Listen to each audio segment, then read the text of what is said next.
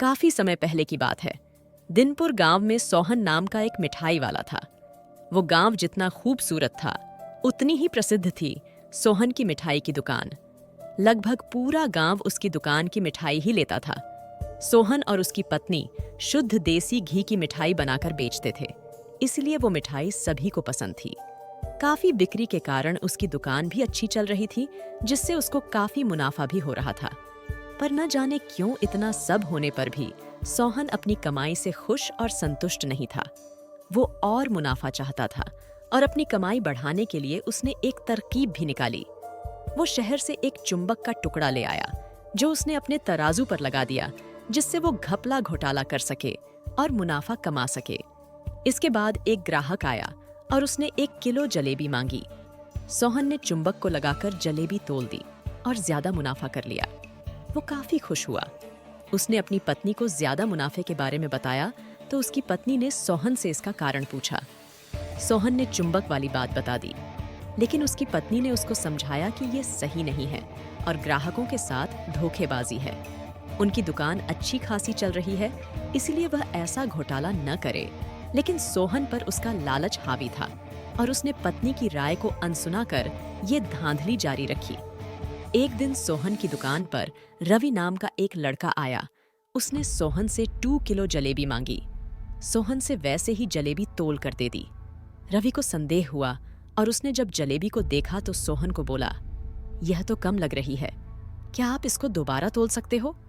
इस पर सोहन को गुस्सा आ गया और वो रवि को बोला कि तुमको जलेबी चाहिए तो ले लो, वरना जाओ, क्योंकि मुझे और भी बहुत काम है।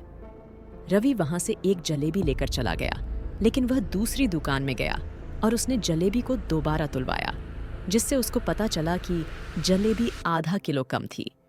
इसके बाद रवि एक तराजू लेकर सोहन की दुकान में गया और उस तराजू को उसने दुकान के बाहर रख दिया।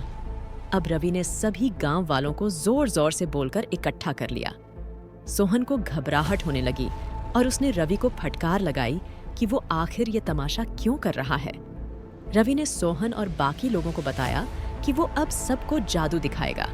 उसने कहा कि आप जो भी मिठाई सोहन की दुकान से खरीदोगे तो वो इस तराजू में अपने आप कम हो जाएगी। इसके बाद लोगों ने मिठाइयाँ तुलवाई और ये पाया कि सोहन की दुकान की मिठाई का वजन तो वाकई अन्य दुकानों की मिठाई से कम निकला। इसके बाद रवि ने सोहन के तराजू में लगा चुंबक लोगों को दिखाया और सारी बात बताई। सच जानकर लोगों को बहुत गुस्सा आया और उन्होंने सोहन की खूब पिटाई की। घबराए सोहन ने लोगों से वादा किया कि इस बार उसे माफ कर दें, वो आगे से ऐसा काम कभी नहीं करेगा। उसने माना कि वो लालच में आ गया था, लेकिन सोहन पर से अब गांव वालों का विश्वास उठ गया।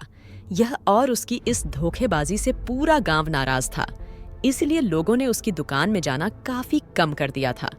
लेकिन अब सोहन के पास पछताने के अलावा कुछ और नहीं बचा, क्योंकि उसने जरा से अधिक मुनाफे के लालच में अपना ईमान खोकर धोखा किया, जिससे उसे पहले जो मुनाफा हो रहा था अब उससे भी हाथ धोना पड़ा। सीख: लालच बुरी बला है।